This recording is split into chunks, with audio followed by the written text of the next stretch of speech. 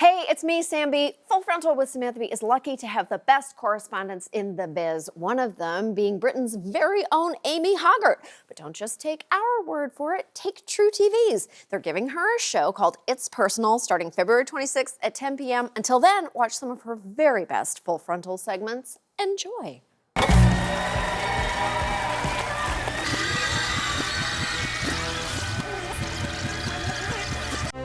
Earth, our pale blue dot, is in hopeless turmoil. The main problems facing Earth today, prejudice. Climate change. Conflict and war. Plastics.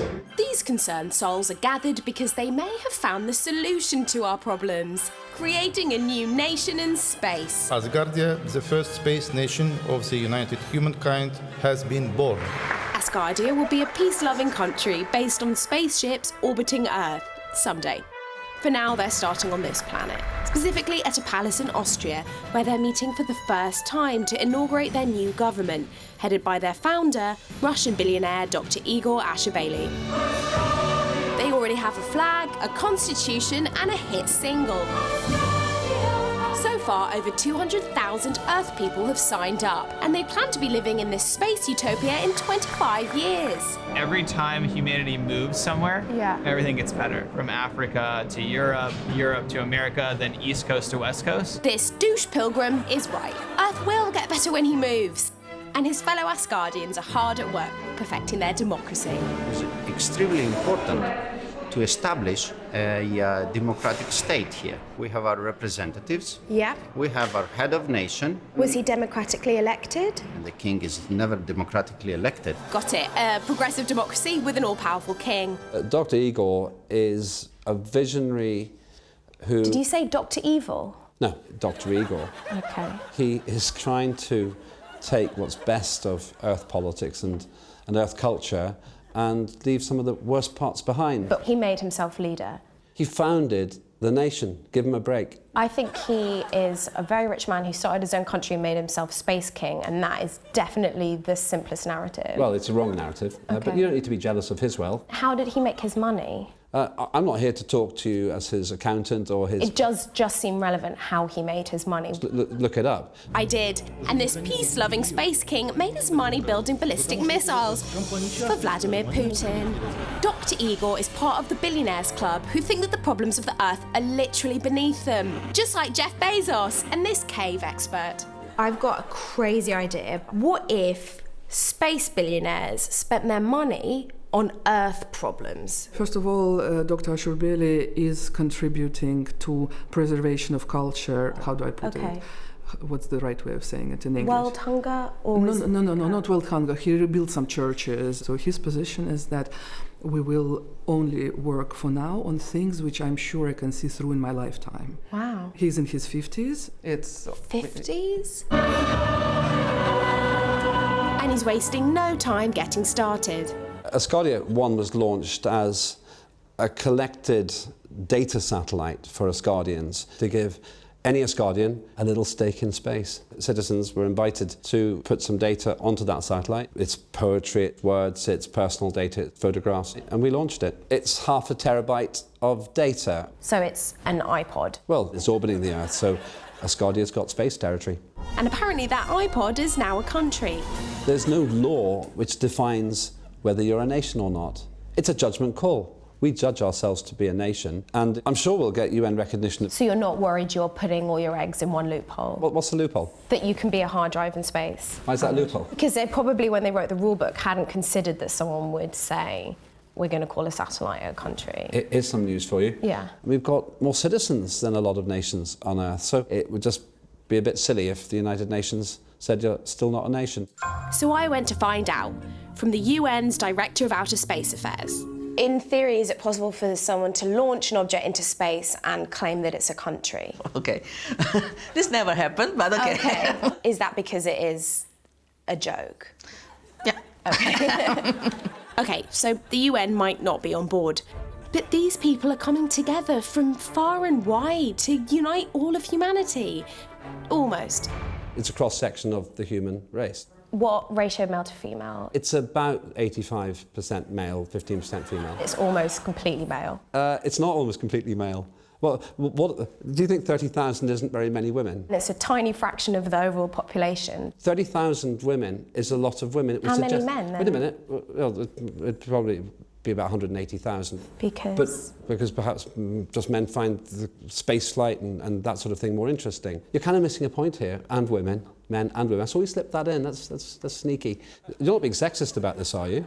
No, that's your job. But maybe Asgardia's top woman has a better answer. To people who come to me and say, do something as a person in top management to bring in more women, my message is, you go out and do something to bring more women. Ask your girlfriend, ask your sister, ask your mother. As a woman, what would attract you? You men tell me how to interest women you know, bring them into Asgardia. So maybe 2-for-1 drinks?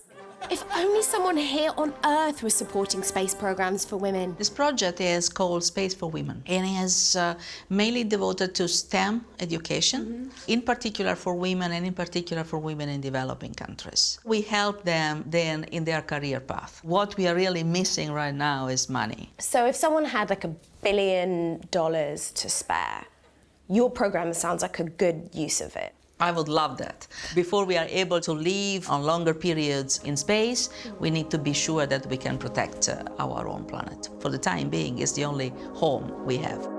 Amy's log, stardate 96082. The Asgardians are a hopeful species that may struggle to reproduce. They're intent on shirking the problems of their origin planet, yet there's something about this place.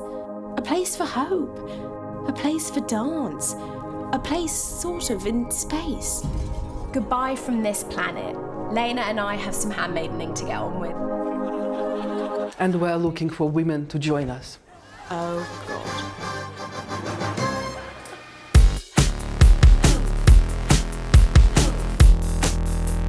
Last summer, my country voted to fuck itself. The UK has voted out from the European Union. Oh, shit. Luckily, I'm a dual citizen, so I got on a plane and moved to America, land of the free and home of the... Donald Trump wins the presidency. Shit. But we can't give up yet, because there is one place where this arsehole did meet his storybook ending, and that place is Scotland. Once upon 10 years ago, a beast from the west came to Scotland and wandered into the untouched dunes of Aberdeenshire, declaring it for himself. We're building the greatest golf course anywhere in the world. Before he could grab them by the peat bog, the Benidonald professed his love to Scotland. My mother was born in Stornoway. I love the people, I love the Scotch. I'm Scotch myself. It's Scottish, you plonker! And with the false promise of 6,000 jobs, the Scottish government was seduced, and his course grew and grew. I'm an artist, and this is probably the greatest piece of canvas that anybody's ever worked on. Ugh, why are they always failed artists? But there was legend of a man who lived next to the golf course and refused to sell his land. A farmer who invented the art of pissing off Trump and rocking a woolly jumper. Michael Forbes. I met him once. Yeah? Just been on the beach there, come over the dunes, about half a dozen bodyguards. And the first thing he said was, what's this land worth, $25 an acre? This is in your fucking dreams, I said.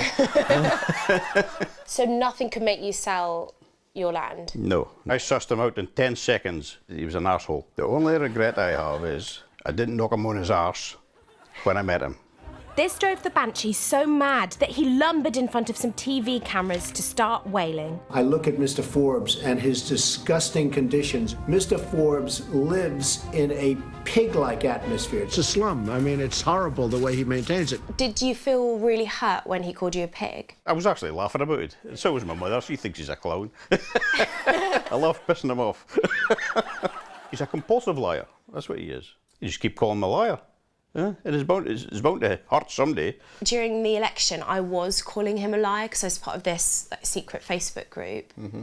I don't think it made a massive impact. But rather than preaching to the choir, Michael painted it on the side of his shed. This enraged the beast even more, and he sent the government to seize Forbes' land. But the farmers' fight had inspired the villagers, like our next hero. Here's Trump threatening to seize Michael Forbes' land, so I offered to purchase a small part of it. Why would you purchasing it stop him from seizing it? At that time, I was a researcher in Antarctica, And so if they wanted to purchase it from me, they'd have to come and see me about it, 9,000 miles away. Bested by a seal spooner, Black Donald gave up and moved on to his next fight. When Scotland announced plans to build turbines off the coast of his golf course, Trump charged into Parliament to tilt at the windmills. They are so unattractive, so ugly, so noisy, and so dangerous that if Scotland does this, I think Scotland will be in serious trouble. Where is the clinical evidence? Not an opinion. Well, first of all, I am the evidence.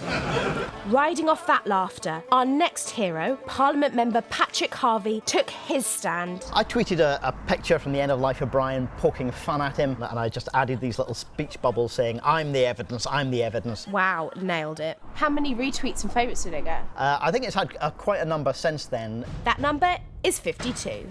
Yet somehow that was still enough to anger the brute. I was astonished to receive a letter telling me Donald Trump was accusing me of blasphemy and complaining to the Parliamentary Standards Commissioner. Blasphemy? Is that because he's legally God?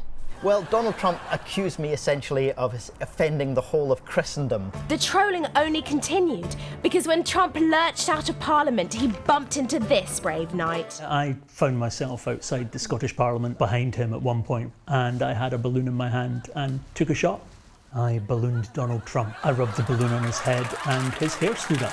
It is amazing that it reacts so chemically similar to real hair. Isn't it amazing? I don't have many tips for the people of America, but if they find themselves behind Donald Trump with a statically charged balloon, take your chance.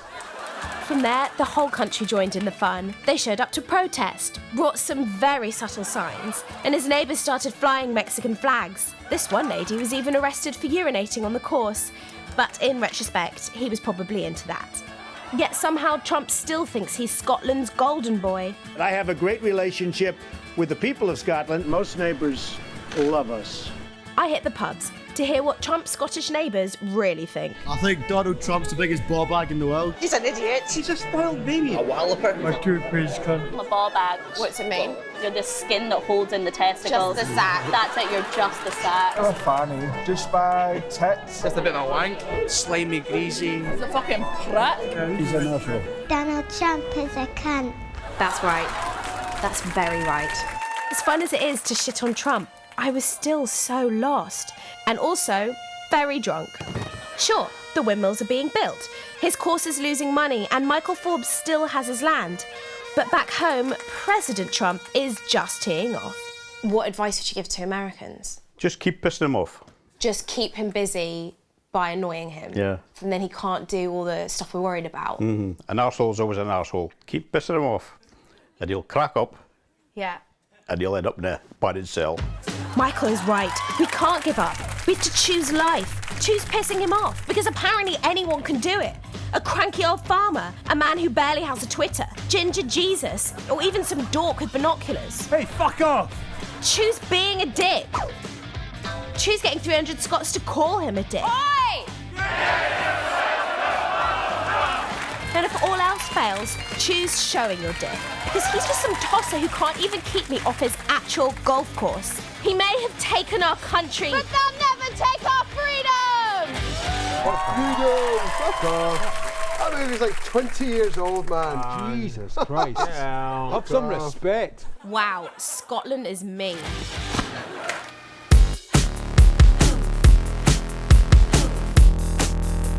Nobody knows when the infection began. Russian disinformation attacks. Fake news. Fake news. Fake news. It's invading countries. It's a dangerous epidemic. Not just in the United States, but in France, in England, in Germany, they are trying to undermine democracy around the world. And our leaders were blind. Russia is fake news. Or possibly stupid. But there was rumour of one country that wasn't. Finland. So I left America and went in search of someone with answers. Hello? Hello? Hello? Hello? Hello. Oh. Hi. I found a man tasked with fighting disinformation. Markku Mantila. We have trolls, we have fake news, we have RT. The Russians would like to sow some confusion in Finland, but the Finns do not buy false news. They just don't believe it at all. That's right, yes. They were immune. But how did they do it? First, a quick explainer for Americans.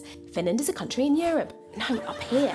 Europe is a continent in the world. You are also in the world. I can tell I'm losing you. The point is, Russia likes to imagine that they're Europe's dick-swinging judo man, so they use fake news to spread chaos in Finland. About 6 or 7 years ago, we started to see stories in the Russian media saying that we take Russian kids into custody or we kidnap them, and then they are sold to gay couples in the USA.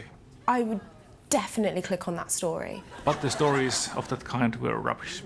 Oh. And these stories are spread by a Finn, Mr. Beckman. So is he like your patient zero? Yes, he spreads false stories in Russia and also here in Finland. Johan Backman is a propagandist, and when he's not chilling with war criminals, he gets paid to lie for Russia. In Finland we have an industry that is concentrated on the kind of a trade with children. I managed to secure a meeting with this infamous...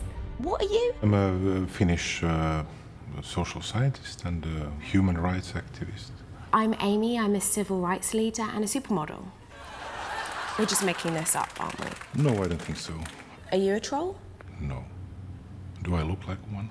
Yeah. You can trust Russia. The Finnish social services have taken children from Russian families. I left to avoid infection because Beckman's lies spread quickly through junk sites and state TV. Stop kidnapping! Finland, stop kidnapping! Then Russia followed up with lies about immigrants. Finnish cities will be surrounded by a ring of burning ghettos. And that lesser-known Johnny Cash song took off in Finland, leading to protests and attacks on refugees. But rather than fire their own immune system, like us, Finland actually found a solution. We needed to do something about it, and we hired the best experts from America to help us to counter the problem. From America? Yes. Are you taking the piss? I was just there. So I left Finland and found my way back to America, where I went to MIT to meet one of these experts, Adam Berinsky. I study information, misinformation, rumors, and conspiracy theories. The Finns had heard about my research and they wanted to meet with me, so... You've been talking to the American government about this too, yeah? No one from government has approached me. So with no work here, Adam and his colleagues travelled to Finland to teach them the cure. It's not really a cure. A proven solution. I wouldn't say that. A way to make it better? I can tell you how to not make things worse. Good enough. One thing I found is that if you repeat a lie in the course of trying to correct it, you could make the lie spread further. So saying something like, we have to stop this rumour that Adam Berinsky is a virgin, can have the opposite effect. Right. I've heard this thing before, feels familiar. Must be true. The trick is to get lies before they start. So we trained over 100 members of the Finnish government about educating not just the public, but political figures as well. So I flew back to Finland to learn how this education thing could actually work. An important step was our president spoke against disinformation, and he warned us that whatever you find on the web, be critical. So step one for America is get a new president. And also, we give lessons to students how to avoid fake news. In Finnish schools? Mm-hmm. So how to be critical, how to read news. Do you guys think that you're better than us? Yes. So basically what you need is good schools. Okay, no. Good president. That's not going to happen. Democracy. You're getting colder. And good press. We're a lot more fucked than I realised. Was this all hopeless? Was Finland just a cruel paradise with no real answers? Amy! Hello! Oh my god! I think I know you. Yes, we met in Trump rally in Iowa last September. He's not making this up. I really met Ilpo last year.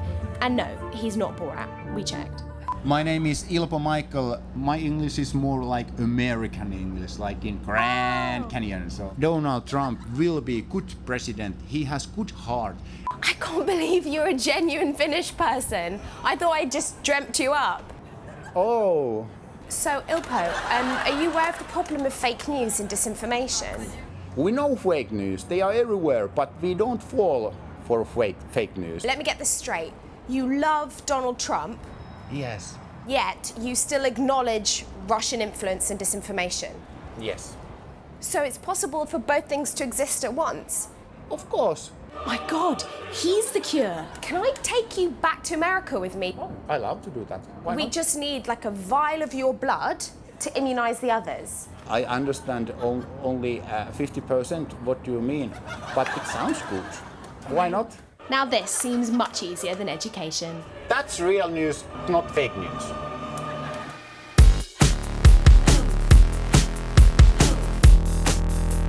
The presidential election is still 21 months away, but there are already too many choices. How can any candidate stand out from the pack? Your net worth is something close to $3.5 billion. A real-life billionaire! Exactly what America needs. But it seems like everywhere you look. Billionaire has become a bad word. They keep saying that it's immoral for anybody to be a billionaire. Is being successful now the new villain? Oh no, if we don't do something quick, a billionaire might not charge us $8 for a somewhat tolerable coffee. They should be sending these 0.1% people birthday cards, thank you notes, candy. That talking shrimp toast is right. So on a perfectly random street corner, I set up a crafting tent and dragged in some locals to share their Valentine's messages with America's real heroes, billionaires. They were told to be creative, romantic, but most of all, sincere. Fuck billionaires. They should be illegal. But billionaires are humans too, right? Biologically, yeah. I mean, I'm not opposed to them. Okay. Well, no, you know what? I sort of am opposed to them. Nobody deserves to earn that much money. What? Earning that much money is an American right. The car, the mansion, the yacht, the smaller yacht, the exotic accountant.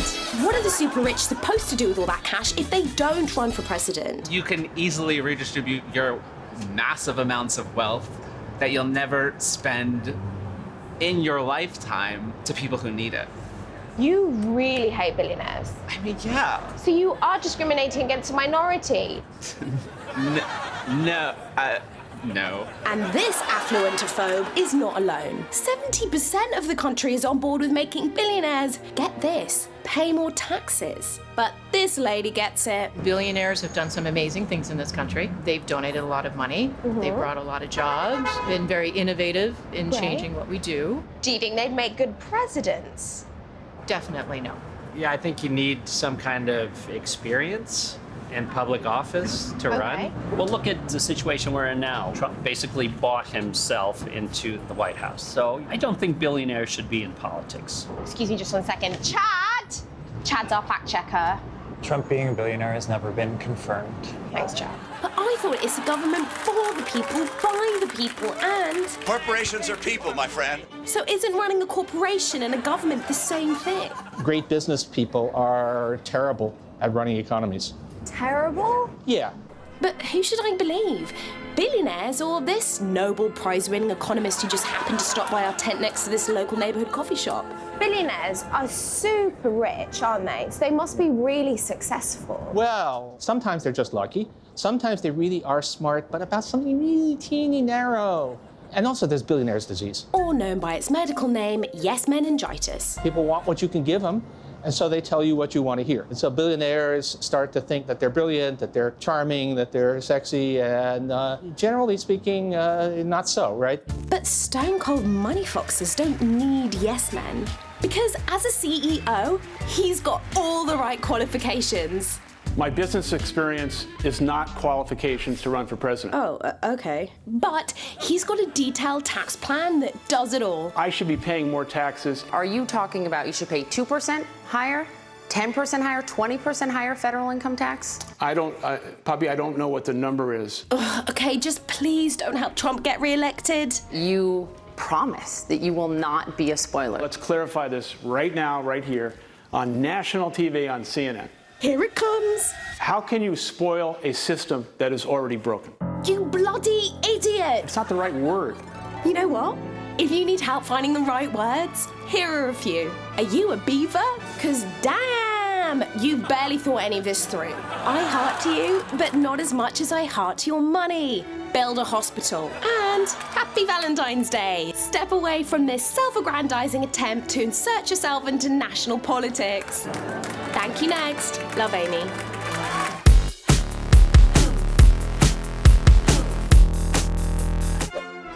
brief history of Brexit for Americans. This is Europe. You may remember us from World War II. After that shit show, a bunch of us thought, what if we tried working together and formed the European Union? The UK joined, new industries were created and everyone traded freely. Brits moved to Europe, Europeans moved here for some reason. Ireland and Northern Ireland had an open border, so they finally stopped kneecapping each other, and most importantly, we all had crazy fast passport lines. But there was a small group of yes conservatives who didn't like being on a team, and they wanted to Brexit because they missed when Britain was a brempire that didn't have to listen to anyone. We believe in taking the argument to the people, and we can win. The Prime Minister didn't want to Brexit, but he wanted their support in Parliament, so he agreed to put their idea to a national vote, figuring they'd just lose and then he'd have more power. So he reduced this incredibly complex question down to an 11-word survey that looks more like an RSVP for a wedding. And with that, everyone split into two camps. The Leave campaign told lies on the side of a bus and blamed immigrants on the side of a truck. And of course, red hats. And the Remain campaign figured they were fine and basically took a very long nap. And, you guessed it, Brexit won.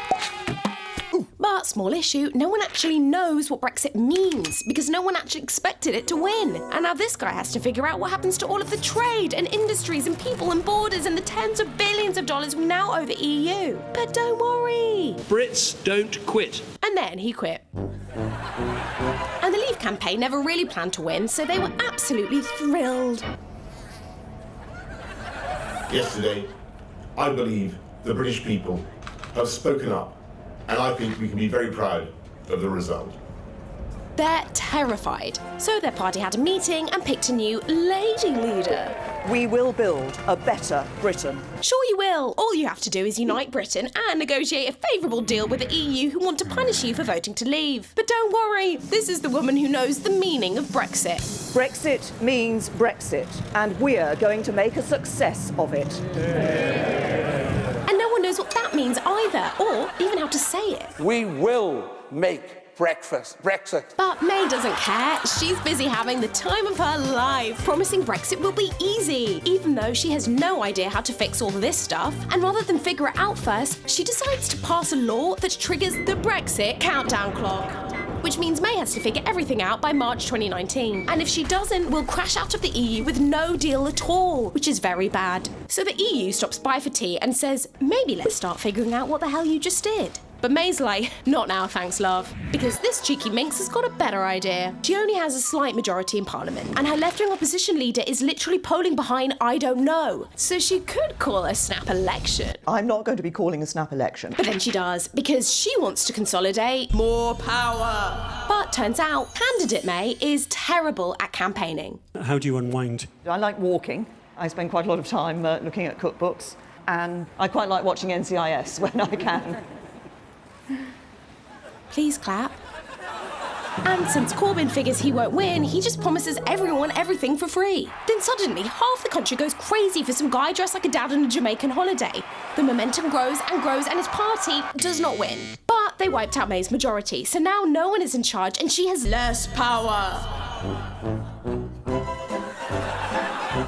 Ring ring, who's on the phone? Oh yeah, the EU. May just wasted months losing whatever power she had. So she finally heads to Europe to convince them to let us Brexit but still keep all of the good stuff even though they absolutely hate us. But May gets stuck on key issues like how to use a binder and how to get out of a car. Hello, I'm still in the car. Who does the door? You pull. Oh no, I'm pulling. Okay, you pull. Okay. Hello, Angela. Back home, her message isn't sticking, and the public has no idea what's going on. What do you think about Brexit? What's that? Like, Where we're leaving the European Union. Does that mean we won't have any trees? Trees? Oh. No, that's got nothing to do with it, babe. Actually, babe, trees are the one thing that aren't fucked. But if May misses her deadline, it could cripple industry and imports of food and medicine and reignite violence in Ireland and strand Brits living abroad and spark a global recession, which, yes, would affect you guys. And most importantly, the passport lines. So it'll be harder to go on holidays? Yeah, I think so. Oh, I love my holidays. Yeah. Apparently, so does May, because she just keeps going back to Europe. Then, in November, she and the EU finally agreed to the meaning of Brexit in a 585-page document. But bloody hell, she's done it! Cue happy dance! Whoa, no, not that one. No, not that one either. Okay. Okay, that's it. She proudly boogies her way into Parliament to get the final approval for her deal. It is a draft treaty that means that we will leave the EU in a smooth and orderly way on the 29th of March 2019. Yeah, they don't love it. The ayes to the right, 202. The noes to the left, 432. They vote it down in the largest defeat in the history of Parliament. And now she has even less power. Basically, Remainers think her deal is too harsh and Leavers think it's too soft, which might sound like a good compromise, but remember, everyone's an arsehole, so here we are. Wait, could they just decide to not Brexit? Because, like... Half the nation did not vote for Brexit. Well, yes, but that would undermine the very uninformed will of 52% of the people, who are scary. And they could hold a second referendum, but May would have to delay her clock. And what would that mean? Any delay is a delay.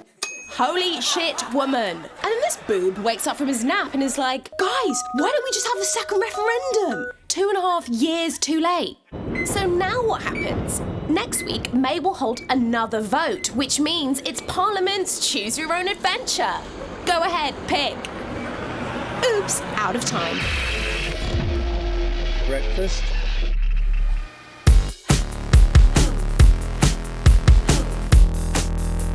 Feeling confident the Democrats are going to sweep the midterms? Well, come to a Trump rally and prepare to soil your knickers. That's British for shit your pants. Better watch out, the blue wave ain't happening here. And he might be right. It's hours before Trump is scheduled to speak here. It's freezing cold and there are already thousands of Trump supporters gathered to see their hero. This is his people. There's about 40,000 people out here tonight. And they love Trump more than ever. Thank God for sending us Donald Trump. How has this presidency gone for you? Has it lived up to your expectations? Yes, above and beyond. Wow. Yes. Oh my God, I wish you were my mom. You've got such low expectations. He's doing everything I voted him in for. What are those things? Locking our doors, keeping riffraff out. Has he drained the swamp yet? Nope, he still has a lot more to go. Because he's fired quite a lot of his own employees. Was that part of the draining? Well, wherever there's stuff that's no good, we want out. Okay, even if he brought it in? Yep. Talk to Trump voters and you might think it's 2016. Hillary Clinton should be locked up. Are you hoping that Hillary will still get impeached? Yes. But that's the point. They've got the same passion, the same excitement, even the same comfort food. Where do you get your news sources from? Fox News. Fox News, okay. We watch it, I'm gonna say 10 to 12 hours a day. 10 to 12 hours a day? I couldn't even watch Hillary for 10 seconds. Pokemon, go to the Oh God, stop, it's so awkward. It's not just excitement at these rallies. They've even got the same Randalls. Oh my God, Randall! Randall? Randall, do you remember me? Oh, buddy, how are you doing? Oh, no, really? Maybe you remember Randall. I'd twice met him in his only shirt. First at a Trump rally before the election where I mocked him, and then months later at the inauguration where he comforted me. You guys will get through it. The snowflakes don't melt. You'll get through it. Well, I might if my boss stops sending me to Trump rallies. Happy Trump rally! This is my 30th one. 30 Trump rallies? I haven't even been to work 30 times. Sorry, Sam. So Randall and I caught up. He gave me a present. Look, it says Make America Great Again. This is our anniversary, girlfriend. Look.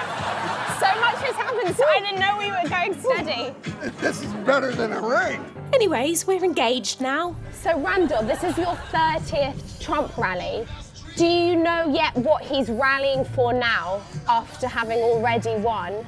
Well, yeah, he's rallying because he speaks to the people, okay? He's going to be talking a lot about all the winning we've been doing. The tax cuts, having North Korea and South Korea getting together. I mean, there's been a lot of winning in this country. Yeah, at least in the PR department. The tax thing was good. Tax cut. Tax cuts. North Korea. Korea, that whole stuff. Peace with North Korea. You guys laughed when you said he wouldn't be president. But if he does resolve this issue and wins the Nobel Peace Prize, then what do the protesters and all left have to say? Probably, oh, you did a thing, that's a shocker. But no matter what Trump does, he can't seem to lose support. Obviously, he's got his flaws. Everybody's human. Everybody has their flaws. He's really human, though, isn't he? Everybody has sins. Yeah. Probably the only one that was sent from God that didn't have sins was his son, Jesus Christ himself. Did he sexually assault 15 women too, or is that just Trump? That's a good question. You're catching me off guard with that question, but I'll answer that question. Okay. I don't know if there's actual proof. Because Trump supporters have something better than proof. Love, devotion, fashion. Do you think the Democrats could learn from that? I don't think Democrats could learn anything. Oh, really? Really. Do you know any Democrats? No, I don't associate with that form. Oh, wow, okay. Or liberals. And you know what more terrifying Ted Nugent does do? He votes. Happy midterms, everyone!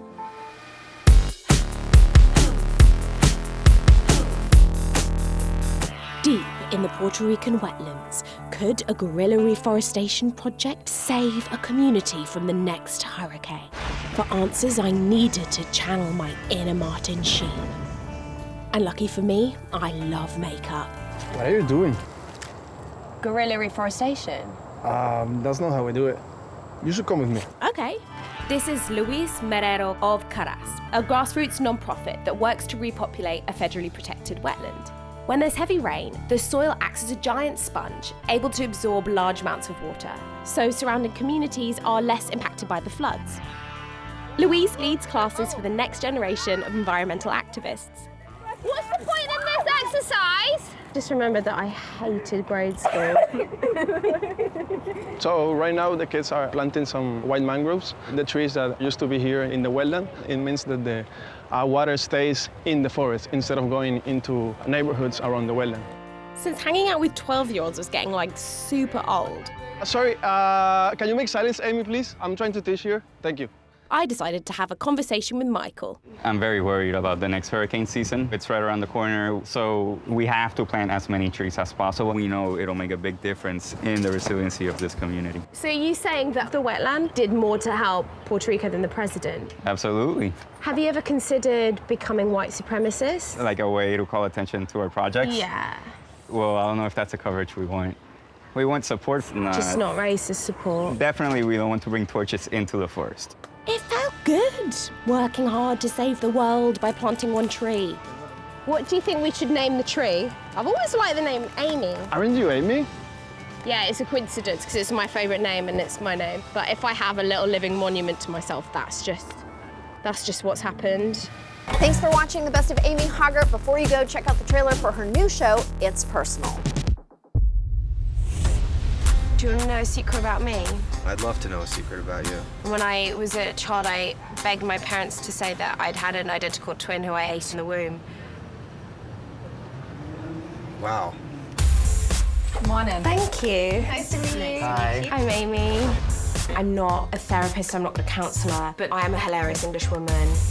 Each week, I'll go to ridiculous lengths to tackle issues we can all relate to. Monogamy. Body image. Revenge! What is it and why?